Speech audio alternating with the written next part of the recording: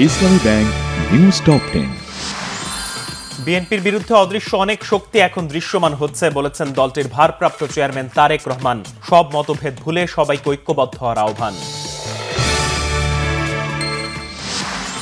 একই ব্যক্তি পরপর দুবারের বেশি প্রধানমন্ত্রী হতে পারবেন না, জাতীয় ঐক্যমত্য কমিশনের এমন প্রস্তাবের সাথে একমত বিএনপি। প্রয়োজনীয় সংস্কার শেষে যথাসময়ই হবে জাতীয় নির্বাচন বলেছেন প্রধান উপদেষ্টা ডক্টর মোহাম্মদ ইউনূস। বাংলাদেশের সঙ্গে এলএনজি চুক্তি নবায়ন করবে কাতার।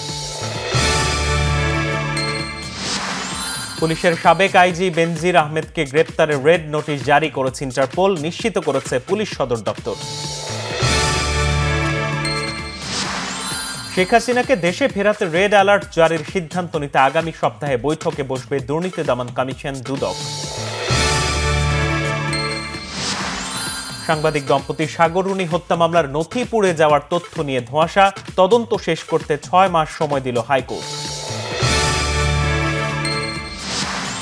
কুয়েত ভিসির পদত্যাগের দাবিতে মধ্যরাতে শিক্ষার্থীদের রাজধানীর শাহবাগে ব্লকেট কর্মসূচি পালন। আজ দেশের সব শিক্ষা প্রতিষ্ঠানে ক্লাস বর্জনের ডাক। উপাচার্যের অপসারণ দাবিতে আমরণ অনশন চালিয়ে যাচ্ছেন কুয়েটের শিক্ষার্থীরা, দাবি আদায়ে এখনো অনড়। জম্মু কাশ্মীরের পেহেলগাঁওয়ের বৈশরণ উপত্যকায় পর্যটকদের জঙ্গিদের হামলা, এলোপাথারি গুলিতে নিহত 26 জন। টানা তৃতীয় জয়ে AHF কাপ হকির সেমিফাইনালে উঠেছে বাংলাদেশ। জাকার্তায় 2-1 গোলে হারিয়েছে থাইল্যান্ডকে।